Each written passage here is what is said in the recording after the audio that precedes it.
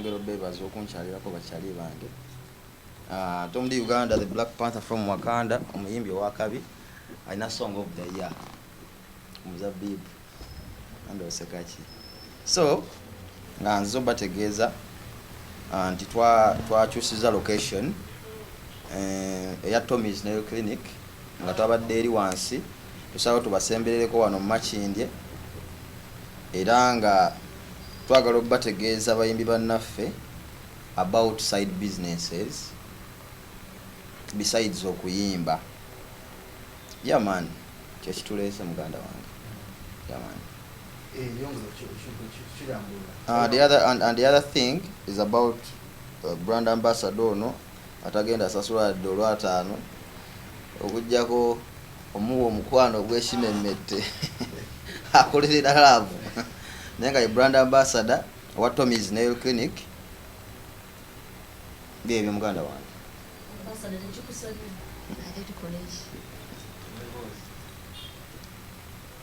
Yeah man. Tomudi mubonna ba ambassador lwaki tusose kuwa ambassador nga wa mukwano nitawa ya ambassador ulipali. Era okukola kano ka business tunonya sente.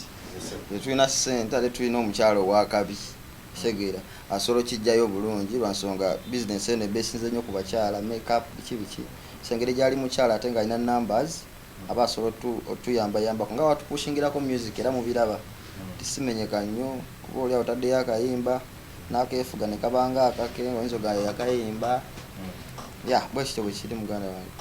So ambassador signing a contract or life contract?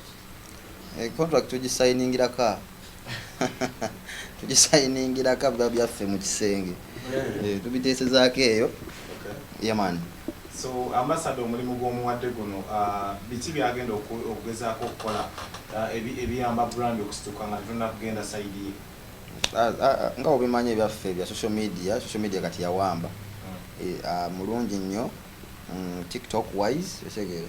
So ajja wano eno natwetera ku ba influencer oba yavunaanyizibwa kukubira ande sigenda kuddamu kukubira ajje ande jangu wano eno tuyiseemu tukole ku kigere menta kyumbaali esegera bwe kityo mpola mpola tutimba kale tulabisa.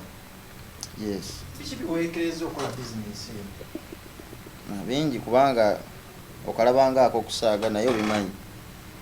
Starting from interior, starting from what babya beyimu kozi n'ekifo kye tulimu nerekereza ebintu bingi nti nalyagadde nange ovuga ku motoka eyakabi segera nzo kwesanga nga nyina kinamba kikadde akamotoka ka ready segera. So nensalawo nengamba nyina oluyimba nyina akakisa essaawa eno kankakozesa nakyasobola okufuna yankubira essimu nanga ate omujyangu nyina yabiri rupi nakubira nagato omundi wano eno yankuwa amafuta nogattagatta newerekereza okwambala obulungi okugenda mu vacation ku nnyonyi nayo tubisobola nagakosetinge wakantu konga omuvubuka lwebeezeewo. Yamaani. Okay, business. Shegera abadde supportive kubanga ffe twasibuka ku TikTok shegera twasibuka ku app eyo so abaddewo nnyo like music career yange so ali motivated okukola ekintu kyonna, you understand. So abawo n'omuntu oyo yes wanganda oba wa mukwano naye ng'olaba afaayo olaba tomutuma na mutuma, you understand. So he's the right person. Yeah man. Ambassador ekifo kisangibwa wati bakwa business ene esangibwa Makindye mu kibuga opposite Climax. Ekizimbe kiyitibwa Melina Mall. Omuntu yenna waba atuuse Climax n'atunulako mu maaso katono nnyo ebigere nga 5 Melina Mall oba ogituuseeko. Watuuka ku Melina atunula butunuzi ku kizimbe business yeraga yokka. Business eno yettanirwa abantu batya gagwamba babi abakyala bokka. N'omwami ajja ne tumukolako. Abaami tebasala njala. Ajja tumusala enjala ne tumukuuta ku bigere ne bamuwa massage w'ebigere. So kati si abakyala bokka abula n'abaami basobola okujja ne tubakolako. Business yetanirwa nnyo abakyala bakola ng'afunye namba nga bw'ofunye namba ya customer Tom D gy'oli ku dduuka Tom D bakasoma banyo okubakuba masimu Agatha tekisobola kunyiza. bakasitoma abakyala tekisobola kunyiza lwa nsonga nange bizinesi yange gye nnina nsinga nnyo okukola nnyo ku baami ate era nga alagira ddala naye takiinaako buzibu so when it comes to business eba business tebaba kuteekawo mbeera yonna. Namba yange si eriyo oli enamba ya business tebanfuna direct of course wano wabawo manager wabawo enamba omuntu gyayitako okufuna kuba kati ebyange ate biba biralamu segere engeri gyendi eri just nti eno business yange nze mutu omukulu segere naye ebyo ebyenamba simatto munjagala kujja kukola njala kiba kizibu era enamba yange ojja kwesala nga abagiina era bateekeddwa obba nayo. Agatha otera okumukomako nti abakyala olinako makuweno lego okwogera nabo. Nedda ekyo nkimulekerayo ng'omusajja aba omanyi ekyokukola. Naye abuuza oyogera naani? Abuuza. So Tom, abakubuukinga wajja wano ku business abakoze ensobi balina kuba simu. Of course ate nkyagala nnyo lwa nsonga omuntu ajja wane no katiya bigwera ku simu then like olese booking obimanyi ebibeera process. Of course nja kugamba jangu ku business yange nange mba njagala olabisaamu so this is on the other hand office shege solo kujja ano like nga onaga Tom ina location obo mwagala osolo musaba ku dduuka ali shegere so niba client banga abe side eyo of course mba directinga wane eno gato esanga okumerina mall ojo okubookingira. Tombi ina achievement oloze vude mu ndongo guno gona muzabibu uyimba lumuloka. Yes Wabo gamba muzabibu gwegule muzabibu kubanga sibya dda nnyo uyimba luwezeze emyezi oba esatu kati era ogenda obalabalamu nga jeejo shega ande so nenkubiriza omuvubuka nti biseera bisinga batubookinga nnyo oba olina hit shegera kati oba kubookinga nnyo ng'olina hit biseera bisinga otuuka ekiseera sene n'obulyanga nnyingi nnyo munsawo shegera nga buli kimu okyagala buli kimu owuli osobola okukikola buli kimu osobola okukigula shegera neweerabira nti ate oyimba olwo olusobola okugwako mu myezi nga 4 shegera so kati nensawo neŋŋamba kubya hiti yange mukama agikoze ki agimpadde akayimba kange nakabba bulungi abantu ne bakaagala ne batabifaako oba yakabba ffe kati mu booking sega neŋŋaa kansetingawo akantu kange kabeerewo nenyongerako ne mukyala wange nga ekiganye naye netumwongerezawo mu kabizinesi ke mpola mpola notuyingiza kale kutayiza yamwani. Okay, muzabibu hit nga bwogise okula hit kyengiyeko olyokutunga emmotoka omulala tanatulaga naye ndowooza kuba okusinziira ku bbanga lyabaddewo wenkudu gwenza oyogera like gwe mmanyi nnyo okusinziira ku bbanga lyabaddewo kyemmanyi era lipaza ayina byayina nawulyako oba ayina saloon simanyi so just ayongerezaako bwongereza kuba ebbanga lyabaddewo ddene segere just ne kano kengo sinnamutuuka nga tiye ayongereza ku byabadde akola ki alina ayinza okuba essaawa yabadde yeetaaga mmotoka okutambula obulungi booking nyingi segere ozambe twamulabyeko e Kenya naye achievement siwe kiri tomanya kyajja kujjawa kyajja kujja Kenya. Kati obulaka bw'owa bayimbi banno abatandika abali awo abayimbi bannange just njagala bakubiriza ebiseera ebisinga tugenda tufokasinga nnyo ku nkoze kaki amawulire ga ndabe oyinza okwesanga otaddemu nnyo n'essente yet essente ezo wandizikute n'ozinvestinga somewhere shegeera nfuna nze mbaddewo kisuubira nti walondabeeko nga nyina omuntu oba gwe nnumbye nyina omuntu gwenvume naye nga wendi shegeera mu magezi mbeerayo n'empitayite eyo shegeera naye oyinza okwesanga nga anda nkubidde tanyinaako buzibu menta lupi kacyumbaali nga tanyinaako buzibu ngaera oyinza n'omubuuza naga ate omuntu alina kyeyakola ki kyeyankola so bavubuka bannange mbakubiriza nti naddala abayimbi benfokasingezeeko ennyo nti wofuna ng'olina kyasobola okubookinga emitwalo 5 essaawa eyo baaka 2 wogakola ki wogassa shegeera tomanya kuba tuggwako mwana shegeera tuggwako n'otuka ekiseera nga kyalina kubira ssimu notandika okukubira lupi omusajja wo yakola atya osegeera ate oyinza nokweza nga ssente lupi yakubira wazigoba osegeera musajja mukubireko ate nga gwe abakola ki abanoonya yamaani kola social media etutunze nnyo. I think it's the best platform gyensobola okukozesa okwadvertisinga bizinensi yaffe, naye nga bonna bandyagadde okukola enjala ngenda kubasibaseera, ngenda kuba mbakwata bulungi nnyo nga nowawansajja nemumunyiriza n'avaawo nga naye akoze eki asiimye. So bizinensi si abano bokka abayinamu nti obaki ano, wabula n'omuntu wawansi asobola okujja netumukolako n'avaawo nga asiimye. Lwasa ayagala ebintu by'okumukwatakwatamu singa akukubira esimu n'agamba Agatha no. Kibuuzo kya Agatha. Nedda sewo. Business ki natagibataanisa. Tubeerawo n'abasobola omukolako. Ye waba ayagala Awo mba sisobodde. Business nyingi. Lwaki omusajja wamusabye neyo okubeera nga okola mu manicure? Manicure, pedicure. First of all, mu business zonna nga ye yagenza okulaba ngeno ebizinensi eyinza ogezaako okukola ki okubaako kyetwongerako. So kati nze waba ayina kyaleese nze ndi okukyaniriza. Laavu y'omu butaalamu nekuyisizza etya? Wali otusekawo n'owulira nga oyagala bivaamu? Genda maaso lwa mushana. Bakubuuza. Nali nkituuseeko. Naye ate olowoozamu wajja ovudde n'omuntu wo, waliwo ebintu ebimu ebitalina kusigula byotalina nnyo okukulembeza, n'okulembeza gye nvuddewo gye muyiseemu n'okutuukawo we mutuuse. At least it can make you a bit strong. Biri n'obyerekereza nga omuntu. Abawala bobeera nabo kirasi y'abawala abalina abalenzi abo chips chicken dance tobawo ku magezi kubeera na kiri ekyenjawulo ekyokubeera wife material. Abaala abasinga b'ennaku zo tebabyagala, baagala ayinamu, baagala babumotoka, tebakyayagala binene byasimanya byamalusulusu.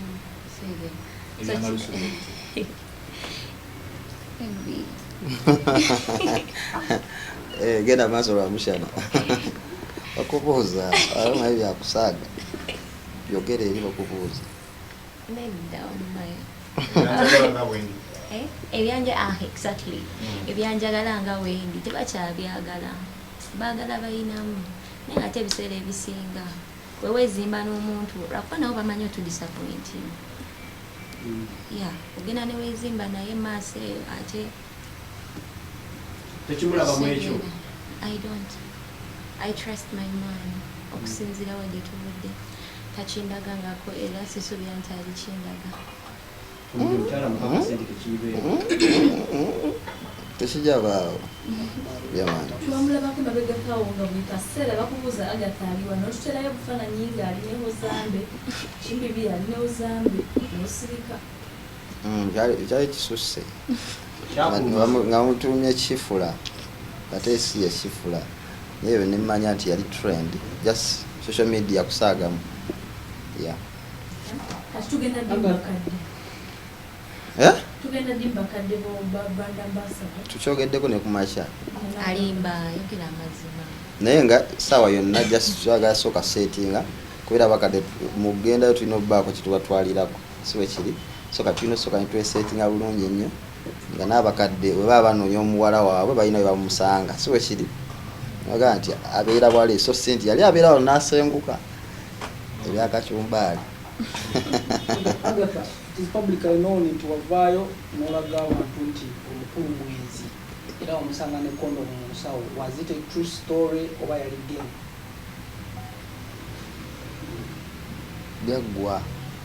Gaggwa Ronnie. Tugambe. Nengamba Agatha bwakiraga abantu nti omusajja n'onkola netonda. Olika tugambe. Charles true story. Was it a true story or it was a game? Bakubuuza. I just don't want to talk about it. Tetuwulire? Sala byogerako. bikukaabya bw'obijjukira. Nze just ng'omuntu sala byogerako.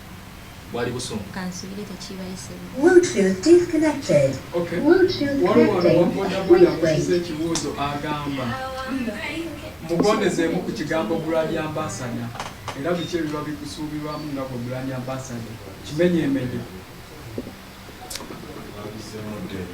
kimenyeemenye kuwa bodo n'abikula iboni owaayi omukulu mutera okwebuuza ku bakulu bano ababasooka mu bizinesi nga omukulu Misa Kisemakula Bajofre Rutaaya engeri gye bakwasaaganyizaamu endongo ne bizinesi n'omukwano. Of course kuba oyinza okwesanga nti engeri gyembeerayo ennyo kuba gyendira akamere kange kyamisana biki nali inspired eshegeera nti omusajja oyo abeera awo n'abeera ku business let me say Hajaruna baya ndi okumpi abeera waawo business ye yasetinga business ye ti newojja n'emitwalo gya 5 eshegeera ayinza ogirabanga esente entono ekimukuumya brand waggulu eshegeera yet gwe omuvubuka atalinawo kintu kyogera oba otunulidde music yekka you understand nti oba tokutte kasente yaka of course tojja kwata ya $5 olwatano so nengula idea eyo nengamba omuyimbi sobola okwesetingawo ka business kuba nakubaganyizaamu emyaka Hajaruna gyaludde mu ndongo nenzirayo ku YouTube nendaba kitooke nga muno ebbanga sidde nnyo eshegeera abadde okimanyi ngebanga sidde nnyo kuba okuva yayimba kitooke ogenda obalabalamu emyaka nga 12 11 awo naye nga na business eyimiridde makinge akola sente empya nenkadde buli kanaku ayingiza 10 ku 10 yamaani. Are you happy with promoters? Sibalinaako buzibu so far nababafunamu nnyo buzibu. Wadde olina oluyimba lw'omuzabbibu n'endala nga zikola n'olw'omuzabbibu ne lukuba nnyo. Have you got enough opportunity ba promoter tulabye abaana bavaayo kati bali bategeka kuiketibwa kuba kabadde akaseerako naawe okutegekebwa musanyufu nabo. Of course ezo leyo ddyo mweririmu neeno mweririko naye ate nze nga Tom essaawa eno wendi Mukama sikyamusaba mwebaza nsiima nnyo nze akakantu akatono kenkoze ki kenfunye so nze ninde essimu ejja gyenkwata shege and the other thing neetegeka nze so ogende eyo mu byalo byange nembulamuko wano akawiiki ngendawo ku bizinga eyo nenkomayo nesite noloza Tom tayimba shege so wenfunyeko opportunity so invest naye akasente kange kakutte millioni za 3 embako wenziteeka nenga wenafuna yennya Mukama anaaba akoze ki so kati situnulira nnyo nze ba promoter azze yajja shegeera yaman Tom Mbimpimpi obadde n'oluyimba buyimbi wafuna oluyimba kuba olina ennyimba ezitakawa mu kampi ennungi fanbase y'abaana y'abavubuka n'abasigadde oluyimba omuzabbibu otunuulidde tulekako otyo oba otukolerayo ka mini party wa concert ekintu kyonna omwaka guno waliwo enteekateeka bwetyo. Nyina programu yange era of course nja kuddamu bayita nga tukola press conference yaffe esooka November.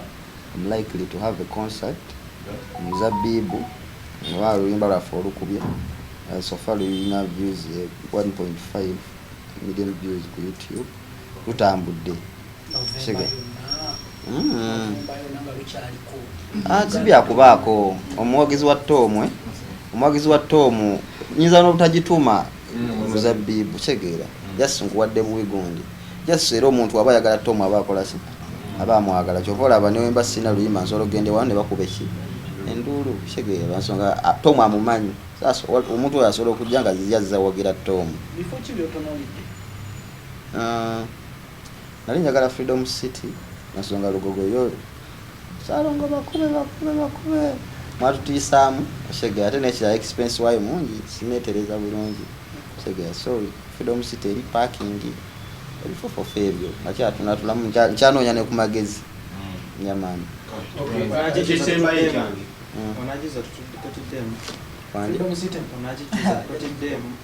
Nze sina buzibu muganda wange tekyetaagisa kubanga nina abantu bange nze kitegeera I have my people kimanye bajja kisoka timbala holiday eyo neyongereko neyongereko ne bavubuka abanga bali kusomera abo segera ekyange ekisembayo gumu ku bavubuka mwesimbaserabidde ne alien abatandika okugira ku TikTok oba abatandikawo oyimbi naye abudde ku TikTok naye obudde buno ate betulina bawemula bwemuzi abavaayo mula ku TikTok bangi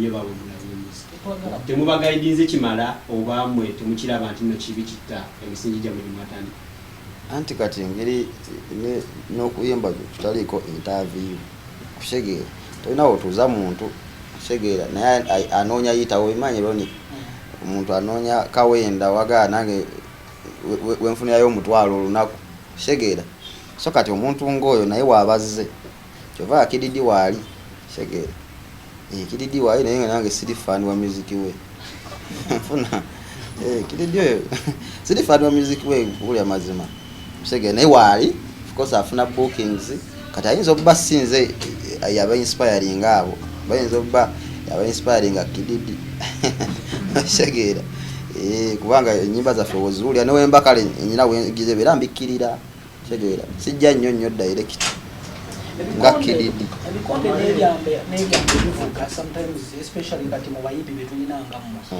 kwe kuba twala bafiga zanga kuba kalifa juzi wakikwata otya